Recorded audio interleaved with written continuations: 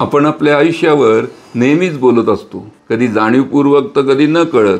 मला आज भरभरून बोलावेसे वाटते ते वैवाहिक व कौटुंबिक जीवनात वास्तुशास्त्राचे महत्त्व या विषयावर. विद्यार्थी व पालकांच्या चेहऱ्यावरील आनंदाचे चांदणे न्हाळण्याचा माझा हा छंद आदित्य क्लासेसपासूनचा. हाच आनंद मी आदित्य वास्तू या व्यावसायिक माध्यमातून अनुभवत आहे. वास्तुशास्त्र आधारित विवाहपूर्व व यशस्वी वैवाहिक कौटुंबिक जीवन जगणारी शेकडो दाम्पत्ये, अनेक उद्योग व्यावसायिक व सामाजिक, राजकीय, कला क्षेत्रातील समाज घटक हे त्याचे साक्षीदार आहेत. नव्हे तर आदित्य वास्तू परिवाराचे ते सख्खे साथीदारच बनले आहेत. कागदावर जुळलेली पत्रिका जेव्हा दोन विभिन्न काळजावर उमटते आणि फुलते सुद्धा, अगदी भिन्न भिन्न आवडीनिवडी, वेगवेगळे स्वभाव, गुणसंस्कार, अगदी दोन टोके, पण मंत्राक्षरांनी वचनबद्ध होऊन तो आणि ती लग्नानंतर एकत्र येतात. अल्पकाळात परस्परात दूधसागरेसारखे विरघळतात. कधी विलक्षण आनंदाने भारवतात तर कधी छोट्या मोठ्या रुसव्या फुगव्यातून एकमेकांशी प्रसंगी अबोलाई धरतात.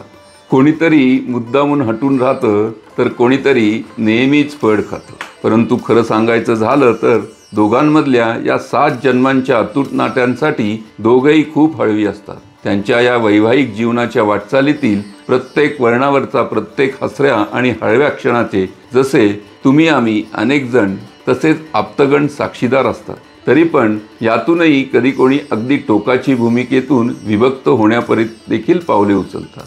सुखदुःखाच्या या चढ उतारांवरून सुरू असलेल्या किंवा सुरू होणाऱ्या यशस्वी वैवाहिक जीवनाच्या वाटचालीत वास्तुशास्त्रात सांगितलेल्या दिशांचे महत्त्व नक्कीच विचारात घेण्यासारखे आहे. नव्हे तर त्या दिशाच आपल्या वैवाहिक कौटुंबिक आयुष्यातील सुखदुःखाच्या पूर्व सूचनाच देत असतात. हे विश्वची माझे घर किंवा वसुदैव सहकुटुंबकम म्हणून सर्व संपूर्ण विश्वालाच आपले घर किंवा आपल्या राष्ट्रालाच आपले कुटुंब मानणाऱ्या विशाल हृदयाच्या सहिष्णु संत महंत मंडळीचा हाच व्यापक विचार सध्या संकुचित बनत चालला असून मी आणि माझ्या कुटुंबापरताच विचार हा केला जातो. घर फिरले तर त्याचे वासही फिरतात, दिशा फिरल्या तर दुर्दशाही पदळते, हे तितकेच खरे. असो, आता आपण त्यासाठी प्रथम नैऋत्य दिशा पाहूया.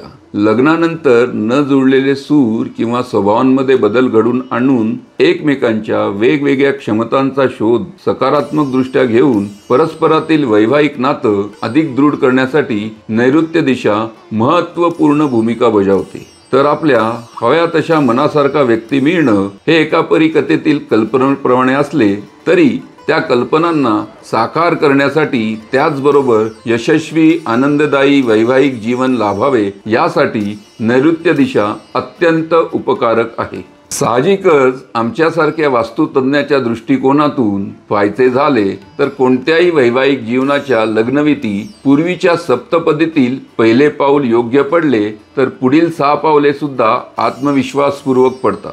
जसे घाईघाईत शर्टाचे पहिले बटन चुकीचे लागले तर पुढची सर्व बटणे चुकीचे लागणार हे सांगायला कोणा ज्योतिष्याची गरज नसते. परंतु सप्तपदीतील हेच पहिले पाऊल यथोचित पडावे यासाठी वास्तुशास्त्राची मात्र नितांत गरज असते. आयुष्यातील सर्वाधिक महत्त्वपूर्ण घटना म्हणजे विवाह. त्यातही बऱ्याचदा तुमच्या आमच्या प्रत्येक कुटुंबातील उपवर मुलगा आणि एकुलती एक सुसंस्कृत मुलीकडे उच्च शिक्षण, उच्च पदस्थ नोकरी आणि सौंदर्य असून देखील आपल्याला मनासारखा हवी तशी सून किंवा जावाई व त्यांना अनुरूप स्थळे मिळत नाही. एकीकडे लग्नाचे वय उलटून चाललेले असते, होतकरू कमवते असूनही योग नसतो, तर दुसरीकडे आई वडिलांना घरात अंगाखांद्यावर खेळणारी नातवंड पाहायची उत्कंठा खूप लागलेली असते. पत्रिका कुंडल्या घेऊन भटजी बरोबरच विवाह सूचक मंडळाचे उंबरे झिजवणे सुरू असते. परंतु काही केल्या लग्नयोग जमत नाही. नाशिक त्र्यंबकेश्वरला जाऊन मंगळ काळ सर्पयोग याची पूजा केली जाते. यात वर्षानुवर्ष उलटतात, परंतु काही केल्या अपेक्षित यश येत नाही. परिणामी असेही आढळून आले आहे की घरच्या अवास्तव आग्रहामुळे व समाजाच्या अनिष्ट रूढी परंपरा व दबावामुळे आपण न जुळणारी लग्न सुद्धा नाव राशींच्या दुसऱ्या नावावर इकडून तिकडून आणून लग्न लावली जातात. परंतु त्यानंतरची वस्तुस्थिती पाहिली तर बहुधा 8-10 महिन्यातच आपण पाहिलेली सर्व स्वप्ने धुळीस मिळतात.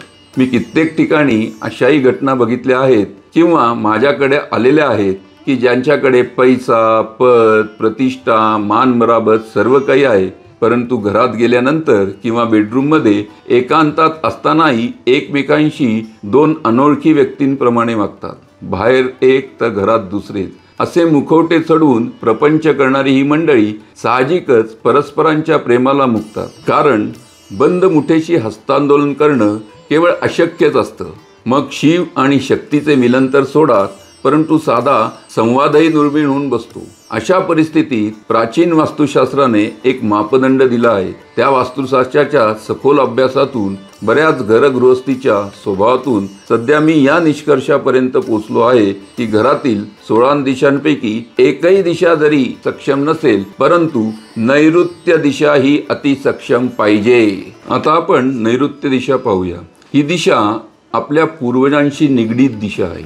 गेल्या 20-25 पिढ्यांपासून आपले पूर्वज आपल्या शरीर प्रक्रियेत जीन्सची निर्मिती करत असतात. पिढ्यानपिढ्या चालत असलेली ही अगदीच प्राचीन म्हणजे अगदी जंगलात, रानावनात, निवाऱ्यात राहून पालापाचोळा गुंडाळून व प्रसंगी उपासमार मिळेल त्या याच्यावर फळांवर उदरनिर्माण करणाऱ्या आपल्या या आदिवासी पूर्वजांच्या पुण्याईवरच आज आपण या पृथ्वी तलावर आहोत. त्यांच्या पुण्याईने आपल्याला हा बहुमोल मनुष्यजन्म हे शरीर मिळाले आहे. 5 ज्ञानेंद्रिय, 4 कर्मेंद्रिय ज्यांच्याद्वारे आपण कार्यक्षम कृतिशील बनलो आहोत. दुर्मिळ मनुष्य जन्माचा सुखद अनुभव घेतो, आपले व्यक्तित्व संपन्न करतो.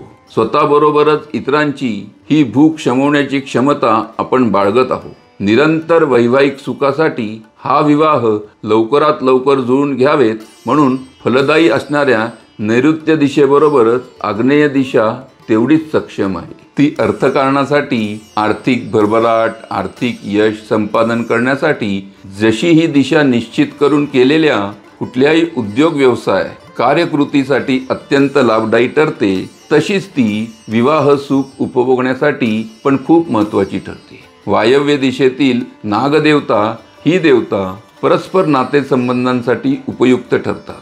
बांधवांनो, आपण आपल्या वास्तूत अनेक चांगले वाईट गुण दोष असू शकतात व परिणामी ते पदोपदी आपल्याला जाणवतातही. प्रसंगी लहान मोठे फायदे तोट्याचे धक्के हे बसत असतातच. मुला मुलींच्या नोकरी व्यावसायिक आयुष्याच्या भवितव्याची, यश अपयशाची प्रचिती देत असतात. यासाठी आपल्या वास्तूतल्या शक्ती आपण जाणीवपूर्वक जागवल्या पाहिजे. ज्या वास्तुशक्ती आपल्या कुटुंबातील दुभंगलेल्या मनांना अभंग ठेवतील, थकलेल्यांना विसावा, नैराश्यांना उत्साह, अमांगल्याला मांगल्य देऊन जीवनातील अंधाराला प्रकाशाची वाट दाखवतील, अशांतीला पळून शांतीचे साम्राज्य निर्माण करतील, घराला घर पण देतील. आपल्यालाही या सदोष, प्रसन्न आणि गोकुळासारख्या वास्तूची प्रचिती लाभावी असं कुणाला बरं वाटत नाही नव्हे, तर त्यासाठी सर्वांनीच संकोच न करता वास्तुपुरुषाला आपापल्या वास्तूत स्थानपन्न करावे, नित्यनियमित वास्तुशास्त्र अनुभवत जावे आणि जीवनभर मांगल्याचे ठेवीदार व्हावे. ही ठेव तुमच्या पुढच्या पिढ्यांनाही कौटुंबिक मांगल्याचे व्याज भरभरून देईल. मी संतोष राठी, ॲस्ट्रो वास्तू कन्सल्टंट. माझे यूट्यूब चॅनेलवर अशी माहिती देतच राहीन. Like, share and subscribe.